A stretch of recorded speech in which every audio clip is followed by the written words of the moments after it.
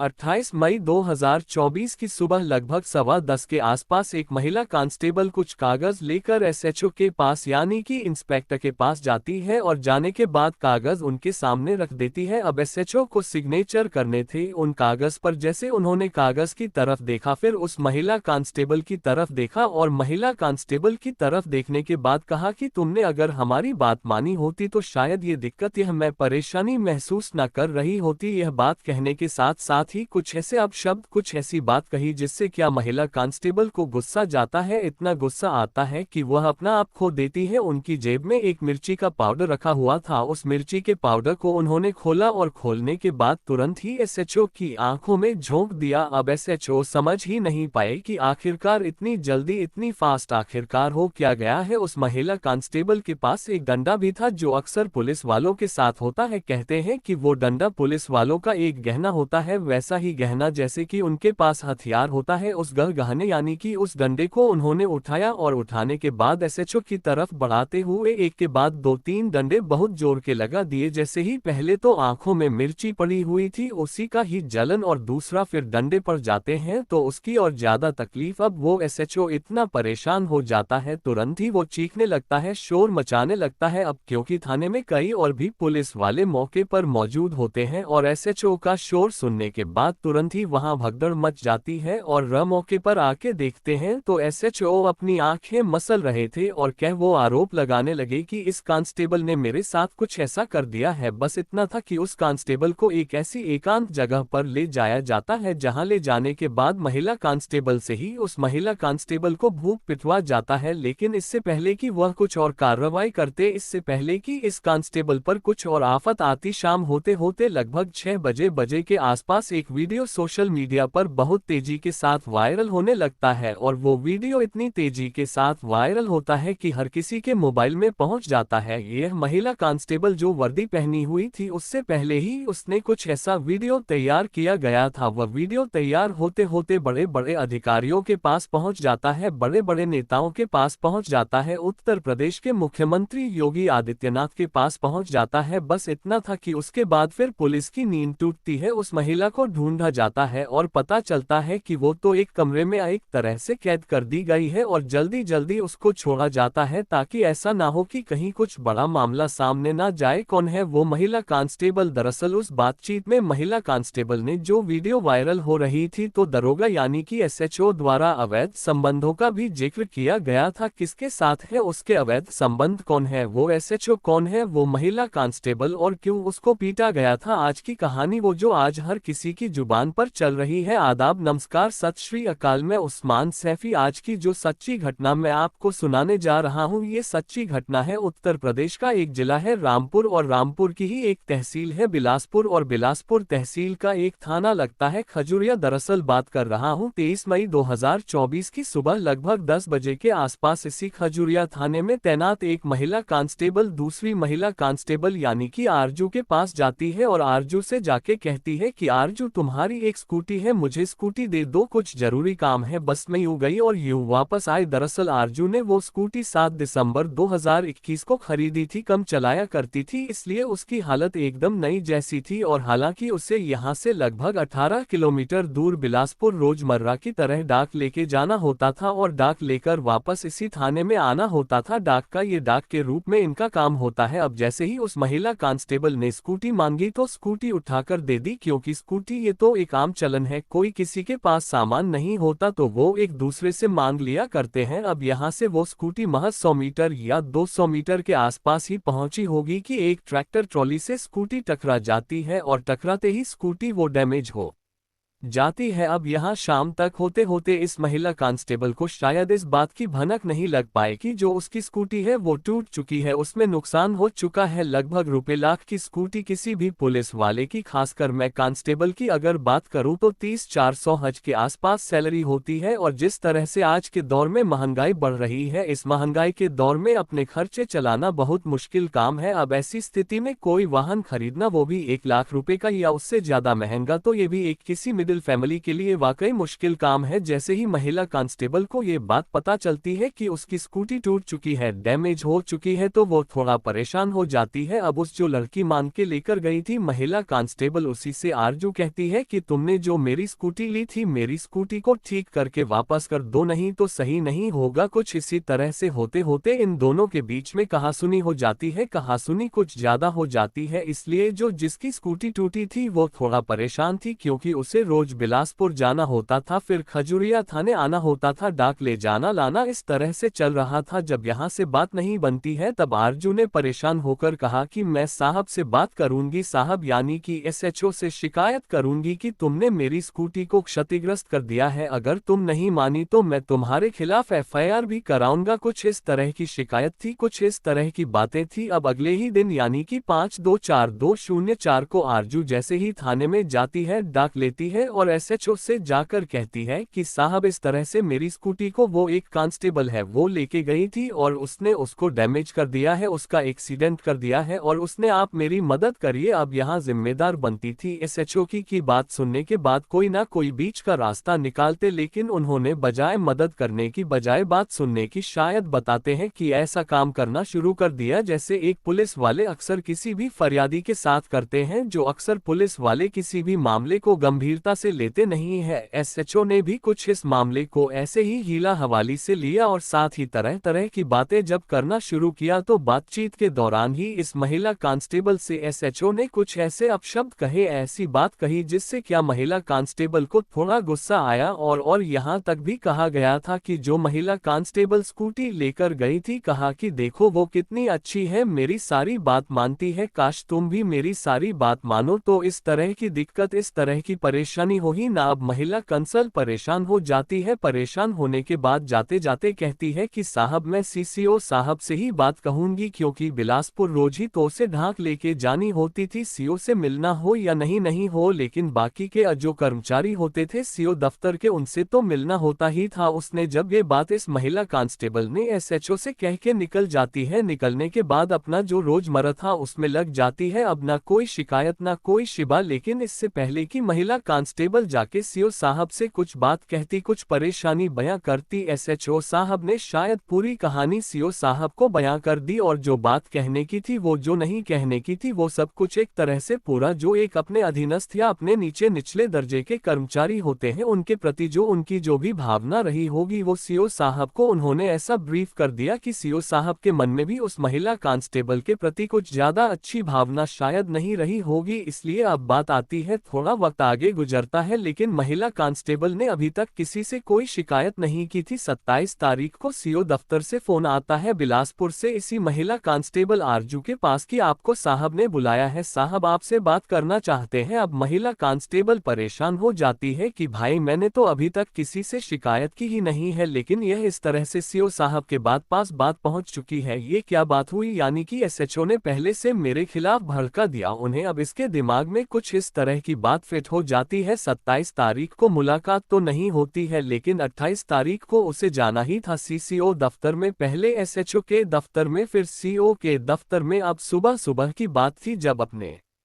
कुछ डॉक्यूमेंट, अपनी डाक, ये सब जो रोजमर्रा का काम होता था, एसएचओ के सामने जाकर अपना कागज रख दिए, क्योंकि 24 तारीख को कुछ ऐसा कहा गया था, ए महिला कांस्टेबल का दावा है, जिसकी वजह से उसे आघात पहुंचा, जिसकी वजह से उसे गुस्सा आया, जिसकी वजह से कुछ ऐसा बोला गया कि जिसे उसने मन में ठान लिया था कि कुछ भी हो सकता है। उसके हाथ में एक डंडा होता है जो पुलिस वालों का होता है, जेब में एक मिर्ची का पाउडर रखी जाती है जो पॉलीथिन से पैक था। उसके बाद वो बातचीत कर रहे थे, तभी एसएचओ ने कुछ वही बात जो 24 तारीख को कही थी वही बात 28 तारीख को दोहरा दी। अब इस बात पर को थोड़ा गुस्सा जाता है, उसने मिर्ची का पाउडर खोला और खोलने के बाद एसएचओ समझ ही नहीं पाया, उसको उनकी आंखों में झोंका, आंखों में झोंकने के बाद तुरंत ही 2-3 डंडे भी मार दिए। अब मामला शोर मच जाता है। उसके बाद फिर बाकी लोग आते हैं, आंखें मसली जाती हैं, धोई जाती हैं, आंखों से जो जलन थी उसको खत्म किया जाता है। अब एसएचओ को गुस्सा था, अपना गुस्सा तो निकालना ही था अब, क्योंकि जो भाई स्टेशन इंचार्ज हो उसके साथ ऐसी वारदात हो जाए तो जाहिर सी बात है अब एक ऐसे कमरे में लेके जाया गया। उस कमरे में ले जाने के बाद एक और महिला कांस्टेबल, ये दावा किया जा रहा है कि यह वही महिला कांस्टेबल है जो क्या स्कूटी मान कर ले गई थी। उसी से इस महिला कांस्टेबल को खूब पिटवा जाता है और जो पीटा जाता है ये भी कहा जाता है कि फिर से अशब्द कहे थे, कुछ ऐसी बात कही थी जो शायद उसे बुरा लग रही थी। लेकिन ये कोई नहीं जानता था कि इसी महिला कांस्टेबल ने अपने पास एक वीडियो रिकॉर्ड किया हुआ था जब लगातार सीओ दफ्तर से फोन भी आ रहे थे, उधर एसएचओ से सही से बात नहीं कर रहा था। इस तरह से परेशान होकर उसने एक वीडियो बनाया और वीडियो बनाने के बाद वो एक पत्रकार को भेज दिया, कहा कि भैया मेरे साथ कुछ ऐसी तरह की बातें हैं। अब उस पत्रकार ने उस वीडियो को किसी और ग्रुप में, तीसरे, दूसरे, तीसरे, चौथे, इस तरह से ग्रुप में वो वीडियो बहुत तेजी के साथ वायरल होने लगता है। वो कुछ इस कदर वायरल होता है कि उत्तर प्रदेश के अलग अलग जनपदों में, उत्तर प्रदेश की हर एक पुलिस डिपार्टमेंट के हर एक व्यक्ति के पास वो वीडियो पहुंचने लगता है। उसमें उस महिला कांस्टेबल ने आरोप लगाया कि खाकी बदी पहनकर कुछ लोग भेड़िए बन गए, ये खाकी की आड़ में भेड़िए हैं। मैंने प्रार्थना पत्र दिया था, उसमें कोई सुनवाई नहीं होती और ये इस तरह के लोग हैं, अगर इन्हें 1000 ना मिले तो कितनी दिक्कत खड़ी हो जाती है। किसी को भी अपराधी बना देते हैं, किसी की भी स्कूटी में तमंचा लगाया और उसे अपराधी बना सकते हैं। इनसे कोई भी अगर पंगा लेगा तो जाहिर सी बात है ये किसी के साथ कुछ भी कर सकते हैं। महिला सिपाही ने यहाँ तक बोल दिया कि जो महिला सिपाही मेरी स्कूटर लेकर गई थी, दरअसल उस महिला सिपाही उस कांस्टेबल के साथ इस एसएचओ के जो थाने में तैनात है उसके अवैध संबंध हैं। ये दोनों साथ बैठे रहते हैं एक ऐसी जगह पर जहाँ पर ना कोई सीसीटीवी कैमरा लगा हुआ है, ना कोई, एक झोपड़ी टाइप की बनी हुई है जहाँ अक्सर फरियाद की वो सुनाया जाता है और वही महिला कांस्टेबल को लेकर अपने साथ अक्सर बैठा रहता है वो। और इसीलिए मेरी सुनवाई नहीं हुई क्योंकि वो उसके साथ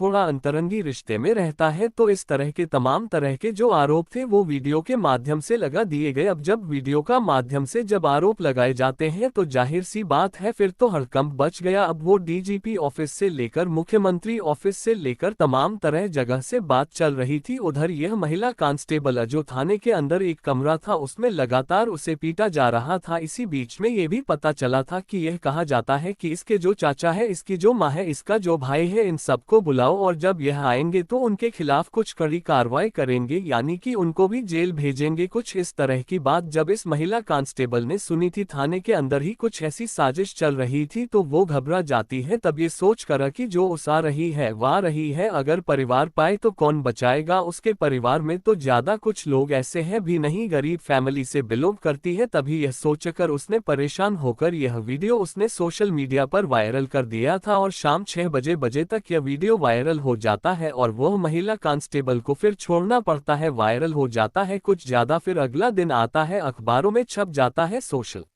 मीडिया पर फिर अखबार खबर चलने लगती है, टीवी पर खबर आने लगती है। अब हर कोई जानना चाहता था कि आखिरकार आरजू की समस्या क्या है। अब आरजू अपनी स्कूटी के लिए के लगातार शिकायत कर रही थी क्योंकि वह चारों तरफ से पब्लिक का प्रेशर बन जाता है, बड़े अधिकारियों का प्रेशर बन जाता है। तो पुलिस ने अपनी जान बचाते हुए 29 मई 2024 को एफआईआर नंबर 090 आईपीएस की आईपीसी की धारा 279 और 427, वो सामान्य सी धारा है, या एक में धारा में तो यह है कि 50 से ज्यादा किसी का नुकसान, एक ये है कि किसी के वाहन को क्षति वगैरह चोट पहुंचाना, एक में 3 महीने की सजा है और एक में लगभग 2 साल की सजा। अगर ये आरोप सिद्ध होते हैं तो यानी कि वो सामान्य से धारा लिखा के, क्योंकि पब्लिक का प्रेशर बढ़ गया था, सोशल मीडिया से लेकर हर जगह वीडियो वायरल हो रही थी और इस मामले की जांच जो सीओ साहब होते हैं संगम सिंह संगम, उनको दे दी जाती है। उन्होंने फिर जांच पड़ताल करना शुरू कर दिया, उसमें 8-9 पुलिस वालों के बयान लेने भी ले लिए गए। अब ये महिला बार बार एक बात कह रही है कि मुझे ऐसी जगह ले जाया गया जहां पर सीसीटीवी कैमरे थे लेकिन वो काम नहीं कर रहे थे, उनकी जांच कराई जाए। अब उस जब अलग अलग मीडिया वालों ने इंटरव्यू लेना शुरू किया तो उनके पुराने पन्ने भी खोल दिए। दरअसल यह महिला कांस्टेबल बिजनौर का एक थाना लगता है भीमपुर, उसी के किसी गांव की रहने वाली है। साल 2016 में इस महिला कांस्टेबल की उत्तर प्रदेश पुलिस में बतौर कांस्टेबल के तौर पर नौकरी लग जाती है है और पहली पोस्टिंग मिलती है सीतापुर में। सीतापुर क्योंकि इसके घर परिवार से थोड़ा दूर पड़ता था, तो इस महिला कांस्टेबल ने किसी भी तरकीब से जुगाड़ भरकर अपना ट्रांसफर ले लिया और ट्रांसफर हो जाता है उत्तर प्रदेश की जिला संभल में। संभल में महिला थाने में पोस्टिंग हो जाती है, क्योंकि एक ऐसी जब थाने में रहते हैं तो वहां भी कई महिला कांस्टेबल या किसी से थोड़ा सा आपस में वाद हो जाता है और इसी बीच में पीआरडी एक जवान होती है महिला, तो उससे कहा सुनी हो जाती है, क्योंकि उन्होंने कुछ अपशब्द बोले और उन्होंने कुछ ऐसी बात कही जिससे इस महिला कांस्टेबल को बुरा लगा। जब यहाँ से कोई सुनवाई नहीं होती, परेशान होकर ये एसपी के दफ्तर जाती है एक प्रार्थना पत्र लेकर, और एसपी के दफ्तर में प्रार्थना पत्र ले जाने के बाद वहां जाकर अपनी शिकायत दर्ज कराना चाहते थे, लेकिन पीआर ने देखा कि यहाँ पर क्यों आए हो, किस काम से आए हो, तो उन्होंने बताई पूरी कहानी। तो पीआर ये दावा किया जाता है कि पीआर ने कहा कि अधिकारी का मूड खराब हो सकता है, तुम्हारी नौकरी जा सकती है, तुम्हारे खिलाफ कार्रवाई हो सकती है, तमाम तरह की इस तरह की बातें होती हैं। और इस तरह की बातें होने के बाद कुल मिलाकर उस महिला कांस्टेबल को वापस भेज दिया जाता है और इस महिला कांस्टेबल की शिकायत को सुना ही नहीं जाता। जब शिकायत नहीं सुनी जा रही थी तो भी महिला कांस्टेबल परेशान होकर घर आती है और उसके बाद फिर बाद में स्पीड पोस्ट के माध्यम से इस शिकायत को उच्च अधिकारियों को भेज यानी कि एसपी को भेज देती है। तो ये पूरी कहानी थी किस तरह से पीआरडी जवान से झगड़ा हुआ था। अब इस जो रामपुर के खजुरिया थाने में जो झगड़ा हुआ है, एसएचओ पर मिर्ची पाउडर फेंका गया, साथ ही लाठी से उस पर जो पुलिस की लाठी होती है, डंडा होता है, उससे वार किया गया। उसके साथ साथ इस महिला के जो पति से विवाद था उसको भी जोड़ दिया गया और साथ ही जो उससे पहले जिले में जो तैनाती थी, उस जिले का नाम है संभल, उसकी जो कहानी थी उसको भी जोड़ दिया गया। और इसी तरह से बताया गया कि इस महिला का जो थोड़ा गुस्सेल स्वभाव की है, इस तरह से बात करती है। अभी मीडिया में जो चल रहा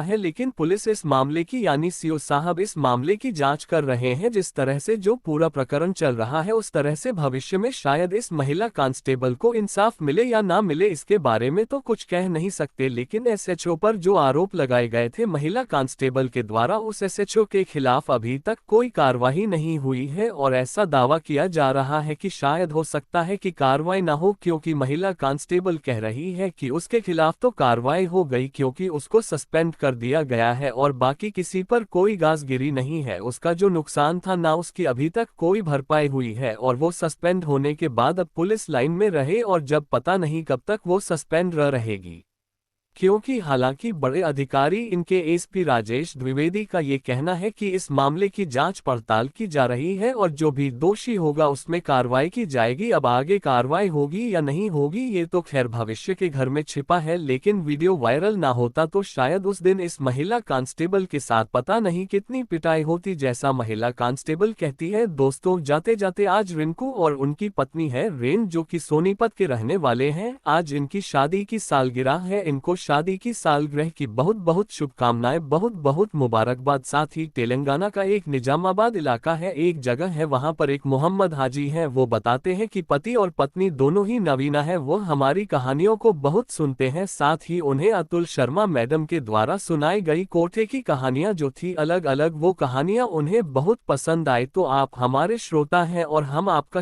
शुक्रगुजार करते हैं, क्योंकि आप देख नहीं पाते, आप आवाज के माध्यम से सब चीजों को बड़ी गहराई से समझने की कोशिश करते हैं। आपका जो मेल मिला था वो वाकई मैं बड़ा प्रफुल्लित हो गया और खुशी हुई मुझे कि आप इतना ख्याल रखते हैं। पता नहीं किससे कैसे करके मेल लिखवाया होगा। जाते जाते ये हंसराज, नरेश सिंह, कुलदीप, उदयपाल, शहबाज, आर्यन, आसिम, उनकी पत्नी शबनम जलेसर से है, लकी सिंह, राशिद खान, विनोद कुमार, पुष्पा सिंह, हितेश पटेल, कामिनी सिंह, सोनम सिंह, शशि अग्रवाल, इन लोगों ने नाम लेने की अपील की थी। आप सब लोग अपना ख्याल रखें, सुरक्षित रहे। जय हिंद, जय भारत।